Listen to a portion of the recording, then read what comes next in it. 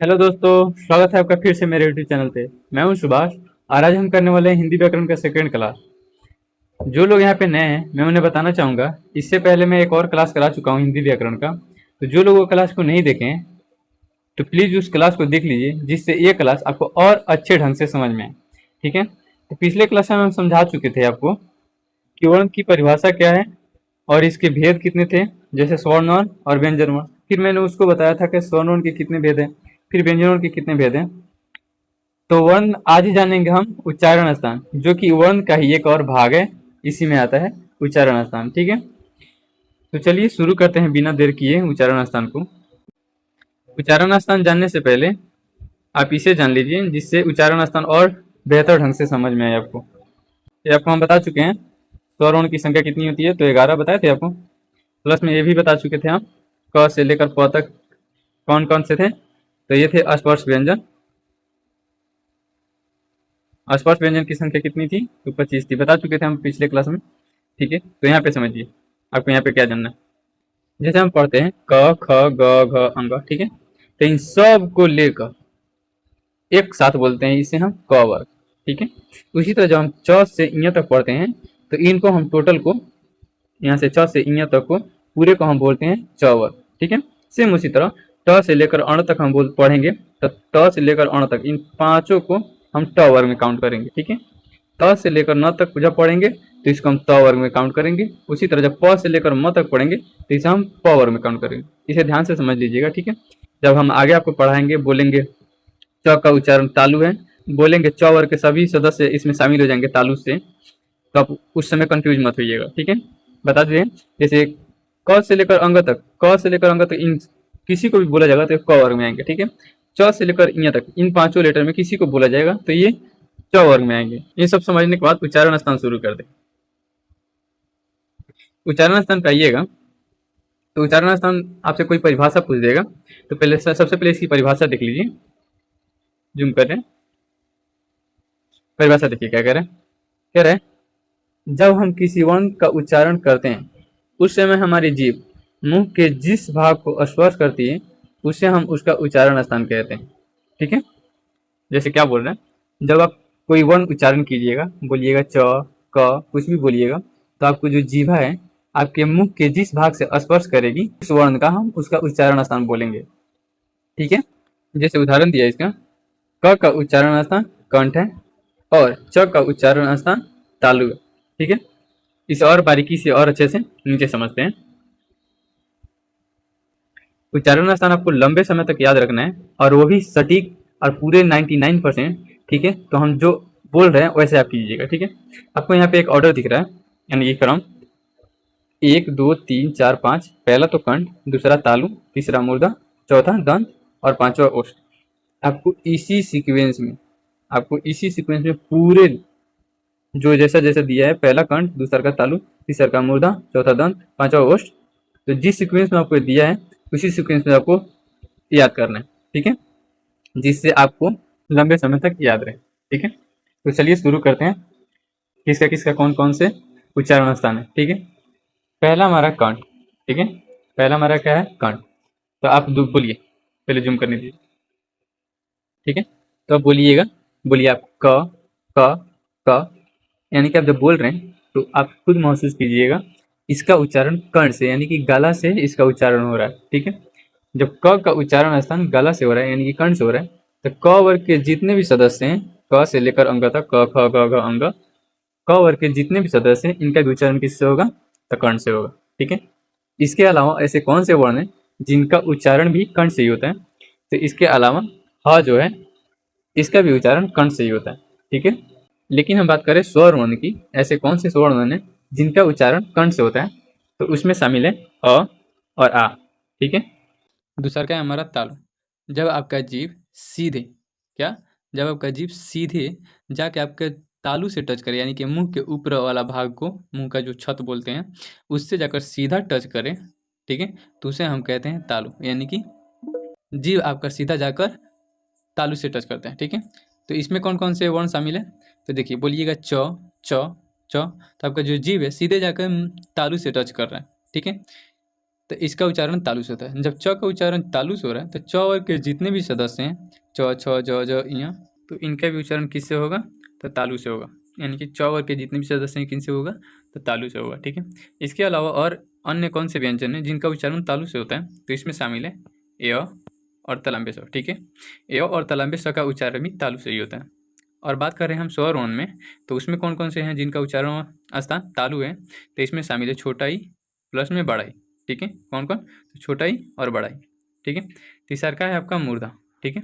क्या है? मूर्धा। तो जब आपका जीभ जो है वो मुड़कर तब जाके आपके तालु से टच करे, यानी कि मुख के छत से तालु से टच करे, तो उसे हम करते हैं मूर्धा। यानी कि देखिए म से मूर्धा और म से मुड़कर। ठीक है। का म से मूर्धा और म से मुड़कर जब आपका जुबान मुड़ कर टच करे तालु से तो उसे करते हैं मूर्धा। ठीक है। जब आप बोलिएगा ट ट ट, बोलिए ट, खुद बोलिए ट, तो अब देखिएगा आपका जो जुबान है वो आपके जाकर मुड़ कर तब जाकर तालु से टच करते हैं। ठीक है। तो उसे कहते हैं मूर्धा। तो ट का जब आप बोलिएगा तो ट किससे इसका उच्चारण स्थान क्या है? तो मूर्धा। तो जब ट का उच्चारण स्थान मूर्धा है तो ट वर्ग में जितने भी सदस्य हैं ट, ठ, ड, ढ, अड़, ठीक है, इनका भी उच्चारण किससे होगा? तो मूर्धा से होगा। किससे होगा? मूर्धा से। बात करें और कौन से व्यंजन है जिनका उच्चारण स्थान मूर्धा से है? तो उसमें शामिल है र और मूर्धन्य स। ठीक है। र और मूर्धन्य स इसमें शामिल है। और बात करें स्वर वर्ण में, तो इसमें मात्र री है जिसका उच्चारण मूर्धा से होता है। क्या? मात्र री है जिसका उच्चारण मूर्धा से होता है। ओके। चौथा है हमारा दंत। ठीक है। जब आप बोलिएगा त त त, ठीक है, तो आपको जो जीवान है मतलब जीवा है वो सीधे आपके जाके दांत से टच करते हैं। किससे? दांत से। जैसे आप बोलिएगा त त, तो आपको महसूस कीजिएगा जो आपका जीवा है वो किससे जाकर टच कर रहे हैं? तो जाकर दांत से हमारा टच कर रहे हैं। ठीक है। तो त का उच्चारण स्थान जब दंत है तो त वर्ग के जितने भी सदस्य हैं त से लेकर न तक, ठीक है, तो इनका भी उच्चारण किससे हो जाएगा? तो दंत से हो जाएगा। त, थ, द, ध, न। ठीक है। इन सब का उच्चारण किससे होगा? दंत से। और कौन कौन से व्यंजन हैं जिनका उच्चारण दंत से होता है?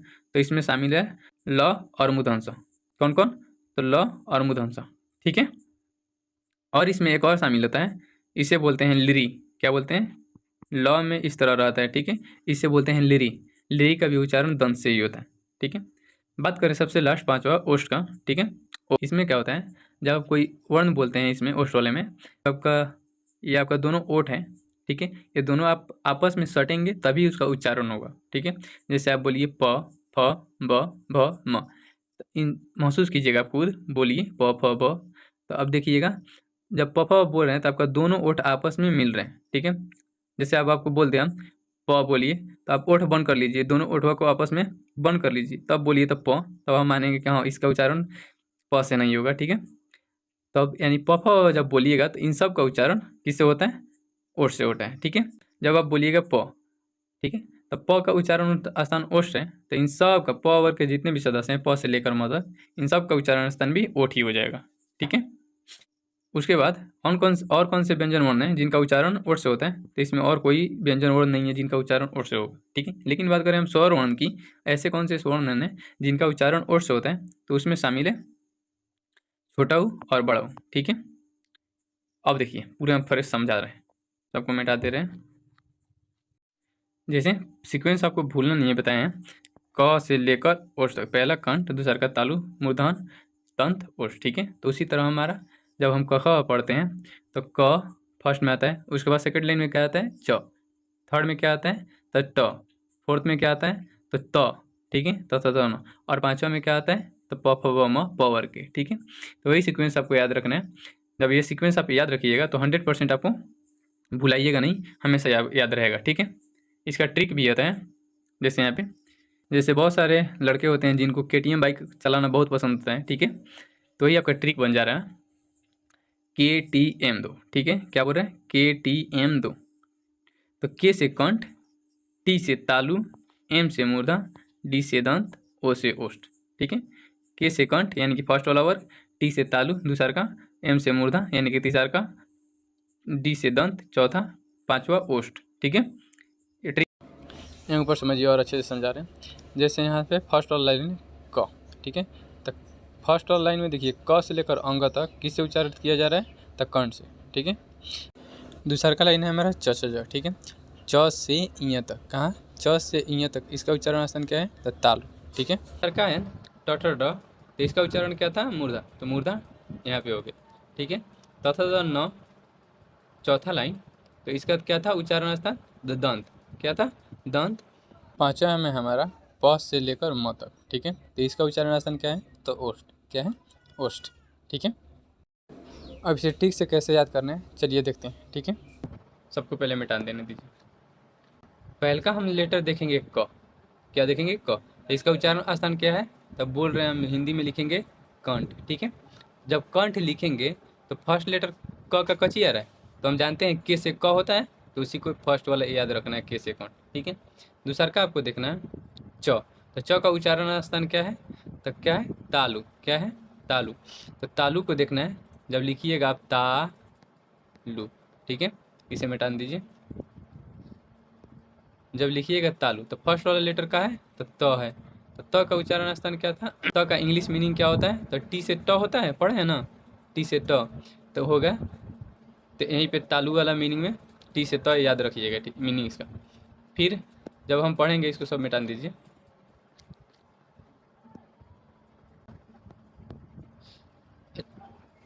अब हम लेते हैं ट को, ठीक है, तो ट का उच्चारण स्थान क्या है, तो मूर्धा, क्या है, मूर्धा है। जब मूर्धा है तो इसमें फर्स्ट लेटर का ची आ रहा है, म, आ रहा है म, इसका एम से का होता है, म, होता है ना म, ठीक है। तो ये उच्चारण स्थान याद रखिएगा, ठीक है। थर्ड था हमारा, जब हम लिख रहे हैं यहाँ पे दंत, ठीक है, तो दंत जब बोल रहे हैं तो फर्स्ट वाला लेटर क्या है, फर्स्ट वाला लेटर क्या है, द, तो द का मीनिंग हम जानते हैं, इसका स्पेलिंग क्या होता है, डी, होता है ना। और पांचवा लास्ट है प, जब जब यहाँ पे लिखिएगा प, तो इसका उच्चारण स्थान क्या है, इसका उच्चारण स्थान ओष्ठ होता है, क्या, ओष्ठ होता है। तो इसका फर्स्ट वाला लेटर ओ आ रहा है, तो ओ का मीनिंग हम जानते हैं ओ होता है, ठीक है, याद रखिएगा। बता दिए कंठ में किन कौन कौन से शामिल होंगे, ठीक है। तो क से लेकर अंग तक। तालु में कौन कौन से हैं, तो च वर्ग के जितने भी सदस्य हैं वो। मूर्धा में कौन, तो ट वर्ग। दंत में कौन, तो त वर्ग के जितने भी सदस्य हैं वो। और पांचवा में तो प वर्ग के जितने भी सदस्य हैं वो, ठीक है। अब देखिए समझने वाली बातें आपके क्या है, यहाँ पे ए और ए का उच्चारण क्या है, ठीक है। तो इनका होता है, ये जो एक से नहीं बोला जाता, ना ही कंठ से बोले जाते हैं, ना ही तालु से बोले जाते हैं, ठीक है। ये जब दोनों आपस में मिलेंगे कंठ और तालु, तब इनका उच्चारण होगा, ठीक है। जैसे बोलिएगा अ और ई, ये जब दोनों आपस में मिलेंगे तब ए का उच्चारण होगा, ठीक है। हम आपको आगे समझाएंगे आ कैसे बनता है और एक और ए कैसे बनते हैं, ठीक है। कौन कौन से वर्ण मिलेंगे तो ए बनेंगे, ए कैसे बनेंगे, ये सब बता दें हम संधि विच्छेद में, ठीक है। लेकिन यहाँ पे शॉर्टकट में समझिए, जैसे अ और ई मिलेगा, क्या, अ और ई मिलेगा, तब जाकर हमारा ए और ए बनेगा, ठीक है।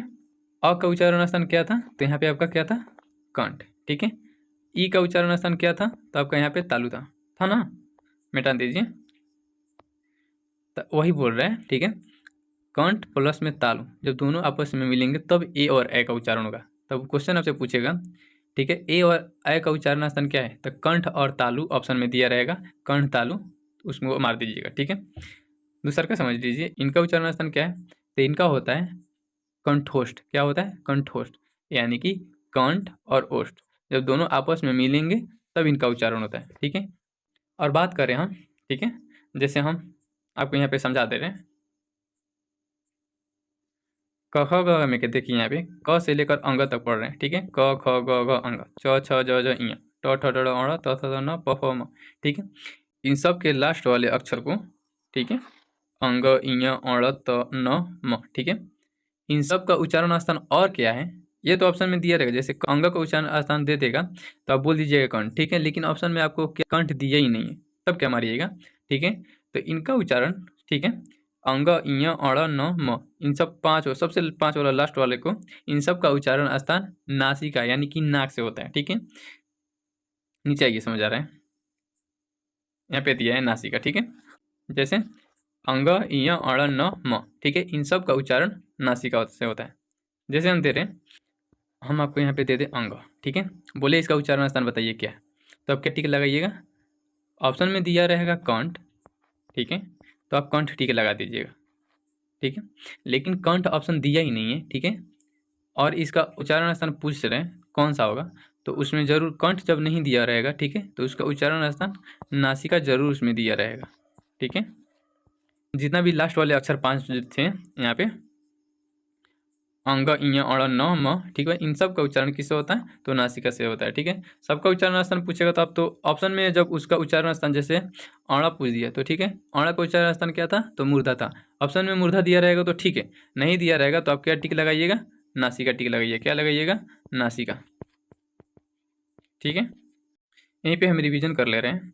जैसे पूछ देगा आपका, बताइए ट का उच्चारण स्थान क्या है, तो आप क्या बोलिएगा, तो मूर्धा था ना। उसी तरह आपका पूछ दिया म का उच्चारण स्थान बताइए, अगर ऑप्शन में दिया रहेगा क्या, ओष्ठ, ठीक है, तो आप ओष्ठ टिक लगा दीजिएगा। अगर ओष्ठ नहीं ऑप्शन दिया तो उसमें नासिका ऑप्शन जरूर दिया रहेगा, तो आप नासिका पे टिक लगाइएगा, ठीक है। और बात करें हम जैसे छ की, ठीक है, तो इसका उच्चारण स्थान क्या है, छ का उच्चारण स्थान क्या रहेगा, तो छ का उच्चारण स्थान होता है तालु, क्या होता है, तालु, ठीक है। और बात करें हम, बताइए अ का उच्चारण स्थान क्या है, तो अब क्या लगाइएगा, तो इन सब का उच्चारण कची कची से मिलकर बन रहा था, तो अ प्लस में उ, ठीक है, इन दोनों से मिलकर बन रहा था। तो बताइए अ का उच्चारण स्थान क्या था, तो कंठ था, पेन चेंज कर दीजिए तब समझ में आएगा। अ का उच्चारण स्थान क्या था, तो कंठ, और उ का उच्चारण स्थान क्या था, तो इसका था ओष्ठ, क्या था, ओष्ठ था। यानी कि कंठ प्लस में ओष्ठ जब दोनों आपस में मिलेंगे तो उसे बोलते हैं कंठोष्ठ, क्या बोलते हैं, कंठोष्ठ। तो कंठोष्ठ से उसका उच्चारण होता है किसका, अ का, ठीक है। एक और हम बात करें, जैसे हम बोलते ए का उच्चारण स्थान क्या है, तब क्या बोलिएगा, तो ए कच्ची से मिलकर बन रहा था, आप ये देखिए, तो ई मिल्स के आपसे बन रहा था अ प्लस में ई, ठीक है, इन दोनों से मिलकर बन रहा था। तो अ का उच्चारण स्थान क्या था, कंठ, और ई का उच्चारण स्थान क्या था, तो इसका था हमारा तालु, यानी कि कंठ प्लस तालु जब दोनों आपस में मिलेंगे तब किसका उच्चारण होगा, ए का, ठीक है। उम्मीद करते हैं कि आपको ये सब समझ में आया होगा। अब इससे आपको कितना समझ में आया, क्या क्या समझ में आया है, चलिए क्वेश्चन लगाते हैं तो आप सब पूरा समझ में आएगा, ठीक है। क्वेश्चन देखिए, फर्स्ट क्वेश्चन क्या है, तो इस सबसे हल्का है, क शुरू हो रहा है क से, ठीक है, सबसे शुरू वाला कौन था, तो कंठ था, कौन था, कंठ, ठीक है। तो क ख का उच्चारण स्थान क्या हो जाएगा, कंठ से हो जाएगा, ठीक है। दूसरा का क्वेश्चन कह रहे हैं च छ ज इ का उच्चारण स्थान क्या है, तो च छ ज ये रहा है हमारा दूसरा का। च का उच्चारण स्थान क्या था, आपका जीभ जो है डायरेक्टली किससे टच कर रहा था, तो तालु से, ठीक है। तो इसका उच्चारण स्थान क्या हो जाएगा, यहाँ पे तालाबे, क्या हो जाएगा, तालाबे। तीसरा का नंबर क्वेश्चन कह रहे हैं निम्न में से कौन सा वर्ण तालाबे है, तो तालाबे कौन सा था, दूसरा का नंबर, च वर्ग के जितने भी सदस्य क्या थे, च वर्ग के जितने भी सदस्य थे क्या थे, ठीक है, तालाबे थे। लेकिन यहाँ पे ये गौर कीजिए च वर्ग के कोई भी सदस्य दिया भी नहीं था, ठीक है। तो च वर्ग में ऐसे कौन और से व्यंजन थे जिनका उच्चारण भी किससे हो रहा था, तालाबे से हो रहा था, ठीक है। कंठ में तो किसका हो रहा था, ओनली ह का, ठीक है। और तालाबे में किसका उच्चारण स्थान होता है, तो च का, तो उसमें था मिलता कौन कौन, ए और कौन सा, तलाम्बे स, कौन कौन, ए और तलाम्बे स, तो टिक लगा दीजिए आप, तलाम्बे स, ठीक है। चौथा नंबर क्वेश्चन कह रहे हैं मूर्धन्य स का उच्चारण स्थान क्या है, ठीक है। अब जब इसको बोलते हैं ये वाला स को, बहुत कोई इसे स बोलते हैं, लेकिन इसका रियल नाम क्या है, जैसे ये तलाम्बे स है, ये वाला तलाम्बे स है, तो इसका नाम क्या है, मूर्धन्य स, इसे क्या बोलते हैं, मूर्धन्य स। जब बोल रहे हैं मूर्धन्य स, इनका इसका उच्चारण किससे होगा, मूर्धा से। तो इसमें मूर्धन्य स जब बोल रहे हैं तो इसका उच्चारण किससे हो रहा है, तो मूर्धा से, तो इसको आप टिक लगा दीजिएगा, मूर्धा, ठीक है। 5वां नंबर क्वेश्चन कह रहे हैं प फ म का उच्चारण क्या है, प फ इसका उच्चारण किससे हो रहा था, तो यही था जब जब बोलिएगा प तो दोनों आपका ओठ आपस में मिलेंगे, ठीक है। ओठ को बंद कर कर आप प फ और म का किसी का उच्चारण नहीं कर सकते हैं, ठीक है। तो इसका उच्चारण स्थान क्या हो जाएगा, तो ओठ से हो जाएगा, ठीक है। 6वां नंबर क्वेश्चन कह रहे हैं निम्नलिखित में से कौन सा वर्ण दंतोष्ठ है, यानी कि दांत प्लस ओष्ठ दोनों से मिलकर तब बनता है, क्या होता है, दंतोष्ठ, ठीक। ये तो हम आपको बताए ही नहीं, ठीक है। जैसे नंबर निलेट कीजिए, य का उच्चारण स्थान क्या था, तो तालु, ठीक है। र का उच्चारण स्थान क्या था, तो इसका था मूर्धा, क्या था, मूर्धा। और ल का उच्चारण स्थान क्या था, तो इसका था हमारा ल, जब बोल रहे हैं तो इसका उच्चारण किससे हो रहा है, तो दंत से, किससे, दंत से। तब बच गया वो, ठीक है। व का उच्चारण दंतोष्ठ से होता है, देखिए यहाँ पे ये याद रखिएगा, इसको नहीं बताए थे। व का उच्चारण होता है, ठीक है, किससे, जब दंत और ओष्ठ जब दोनों आपस में मिलेंगे तब दंतोष्ठ बनता है, ठीक है। तो व का उच्चारण स्थान किससे होगा?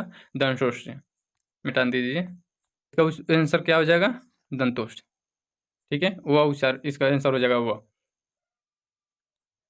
7वां नंबर क्वेश्चन कह रहा है टठर अण का उच्चारण स्थान क्या है? तो ये कितना नंबर है? तो 3 नंबर। 3 नंबर पे हमारा क्या था? मूर्धा। क्या था? मूर्धा। तो मूर्धा आप टिक लगा दीजिए, ठीक है। कह रहा है तथा तथा न का किस उच्चारण स्थान से बोले जाते हैं? तथा तथा न, ठीक है। ये कितना नंबर है? तो हमारा 4 नंबर। आज 4 नंबर पर कौन आता है? पहला तो आता है कंठ, दूसरा का तालु, तीसरा का मूर्धा और चौथा दंत। दंत देखिए किधर है? दंत को दंत को आप टिक लगा दीजिए, ठीक है। 9वां नंबर क्वेश्चन कर रहे हैं निम्नलिखित में से कौन सा युग सही सुमेलित है? ठीक है। देखिए प का तो उच्चारण स्थान किससे था? ओठ से। दोनों ओठ से मिलेंगे तब बनेंगे। ह का उच्चारण कंठ, यही है। ह का उच्चारण किससे था? कंठ। र का उच्चारण ओठ से थोड़े ना होता है, इसका र का उच्चारण होता है मूर्धा से। य का उच्चारण स्थान किससे है? तो इसका था तालु से, ठीक है। मूर्धन्य से नहीं था। 10वां नंबर क्वेश्चन कह रहे हैं ए और ए किस उच्चारण स्थान के स्वर माने जाते हैं? ए और ए, तो हम आपको बताए थे ए और ए किस किस से चीज से मिलकर बन रहे थे? तो ए और ए बन रहे थे अ प्लस में ई। ई जब अ और ई मिल रहे थे तब ए जाकर ए बन रहा था, ठीक है। तो अ का उच्चारण स्थान क्या था? क। ई का उच्चारण स्थान क्या था? तो तालु। यानी कि कंठ प्लस तालु जब दोनों आपस में मिलेंगे तो उसे बोलते हैं कंठ तालव्य, ठीक है। ऑप्शन देखिए यहाँ पे सी दिया है। क्या दिया है? सी। चलिए, उम्मीद करते हैं कि आपको ये क्लास अच्छा लगा होगा।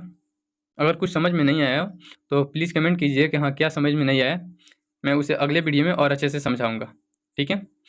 ये जितने भी नोट्स हैं, ठीक है, ये सारे अगर ये चाहिए और पिछले क्लास का भी नोट्स चाहिए, ठीक है, तो हम एक ग्रुप बनाए हैं हिंदी व्याकरण के नाम से। उसी हम ग्रुप में ये सब डालते हैं, ठीक है। आपको भी अगर ऐड होना है उस ग्रुप में तो नंबर नोट कर लीजिए। तो इस नंबर पे मैसेज कीजिएगा 63 55 38 78 19, ठीक है। इस नंबर पे मैसेज कीजिएगा, उस ग्रुप में आपको ऐड कर दिया जाएगा, ठीक है। और उसी वही ग्रुप में ये सब जितने भी नोट्स हैं उसमें डाले जाते हैं। चलिए, तब तक के लिए टाटा बाय बाय।